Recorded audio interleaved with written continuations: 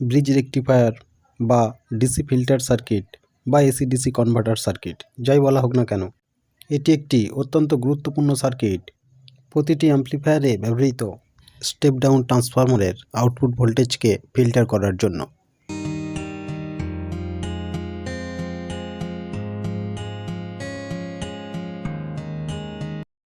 নমস্কার বন্ধুরা, take video চ্যানেলের আরও একটি নতুন ভিডিওতে আপনাদেরকে স্বাগত জানাই। আশা করি আপনারা সুস্থ আছেন। যে কোনো স্টেপ ডাউন ট্রান্সফরমার থেকে আগত আউটপুট ভোল্টেজকে ডিসি ভোল্টেজে রূপান্তরিত করতে হলে ব্রিজ রেকটিফায়ারের প্রয়োজন অবশ্যই পড়বে, এবং এই ডিসি ভোল্টেজকে স্মুথ ডিসি ভোল্টেজে রূপান্তরিত করতে হলে লাগবে ক্যাপাসিটর। এখানে 10A10 এই ডায়োডের অর্থ হলো ম্যাক্স 10 অ্যাম্পিয়ার আউটপুটের ডায়োড।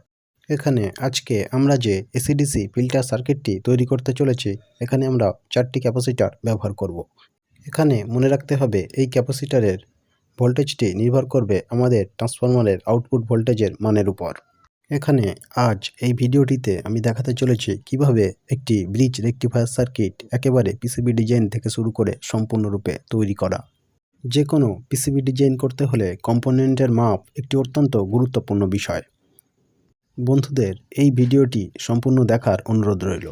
আশা রাখছি এই ভিডিওটি দেখার পর এই সংক্রান্ত অন্য কোনো ভিডিও আর দেখার প্রয়োজন পড়বে না। এখানে দেখা যাচ্ছে 6A10 এই নাম্বারের 4টি ডায়োডকে যদি পাশাপাশি রাখা যায়, তাহলে তাদের প্রতিটি লেগের মধ্যে দূরত্ব হবে 100 মিলির মতো করে। এখন দেখা যাক ডায়োডগুলির দৈর্ঘ্যের মাপটি।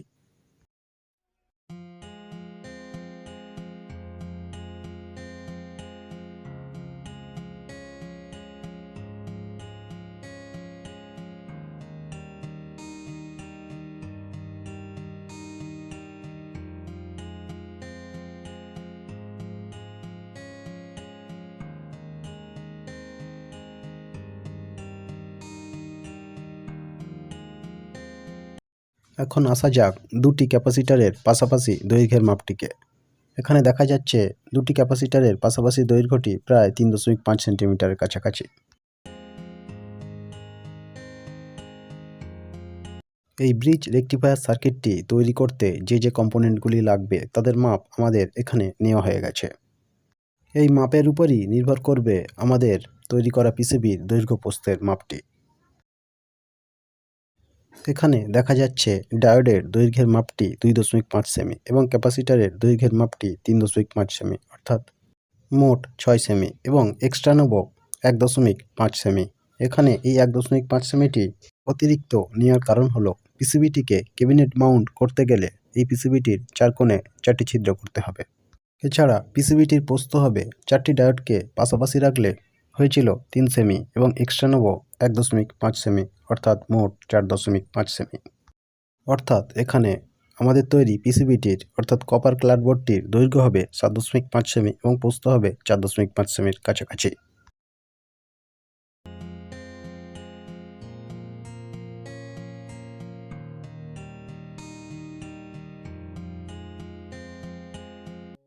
এখানে প্রতিটি কম্পোনেন্ট মাপ অনুযায়ী আমি খাতাতে ড্রয়িং করে নিয়েছি, কতকটা এমনই দেখাবে।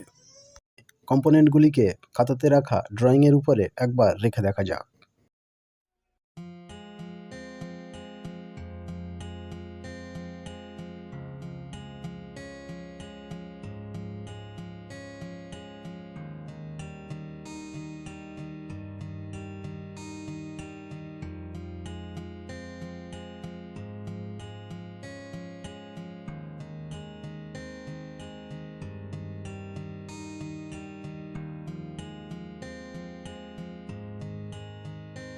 এই হলো আমাদের তৈরি করতে যাওয়া সার্কিটটি।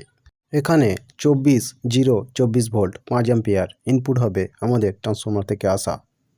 এখানে পজিটিভ এবং নেগেটিভ ভোল্টেজ ইন্ডিকেটর হিসাবে 3 mm এর দুটি রেড এবং গ্রিন এলইডি ব্যবহার করা হয়েছে, যথাক্রমে রেড পজিটিভ এবং গ্রিন নেগেটিভ।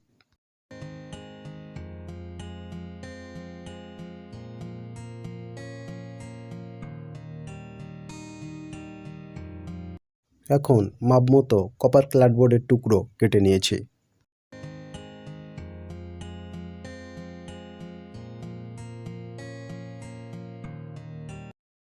এখন কপার ক্লাডবোর্ডের কপার সাইডে পেন্সিল দিয়ে মাপ মতো ডিজাইন করে নিয়েছি।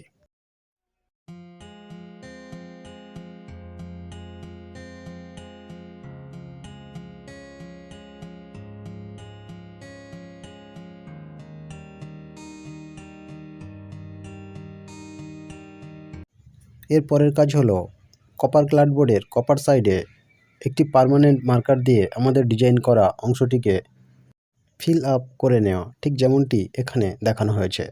অর্থাৎ এখানে এজিংয়ের পর এই কপার ট্র্যাকগুলি বিদ্যমান থাকবে। এরপর ড্রিলিং প্রসেসটিও সেরে নিলাম। এরপর 10 থেকে 15 মিনিট ফেরাস ক্লোরাইডের দ্রবণে কপার ক্লাডবোর্ডটিকে নাড়াচাড়া করার পর আমাদের পিসিবিটি এখন রেডি হয়ে গেছে। তোমরা দেখতেই পাচ্ছ এখানে কতটা সুন্দরভাবে তৈরি হয়েছে আমাদের পিসিবিটি।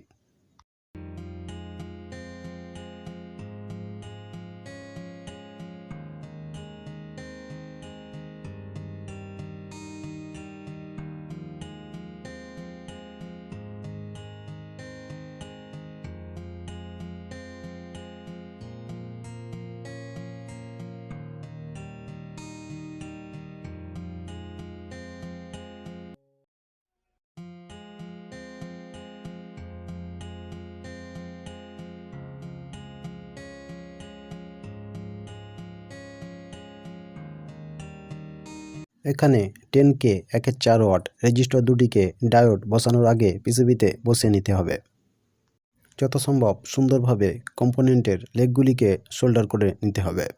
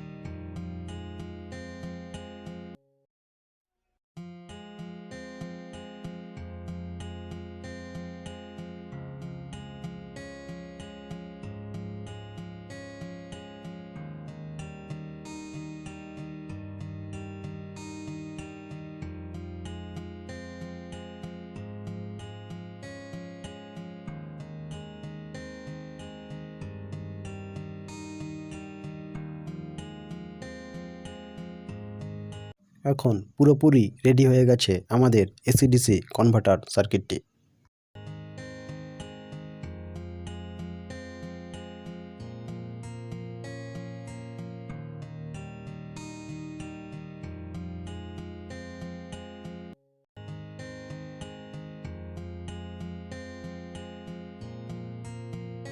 এখন সময় এসছে আমাদের তৈরি সার্কিটটি পরীক্ষা করার। এটি যথাযথভাবে তৈরি হয়েছে কিনা সেটি দেখার। এখানে দেখাই যাচ্ছে আমাদের ইন্ডিকেটর এলইডি দুটি ঠিকঠাক মতোই জ্বলছে। এখন আমরা আমাদের তৈরি এই ডিসি ফিল্টার সার্কিটটির আউটপুট ভোল্টেজটিকে একবার মেপে দেখব। এখানে দেখা যাচ্ছে +- 30 ভোল্টের কাছাকাছি আউট হচ্ছে।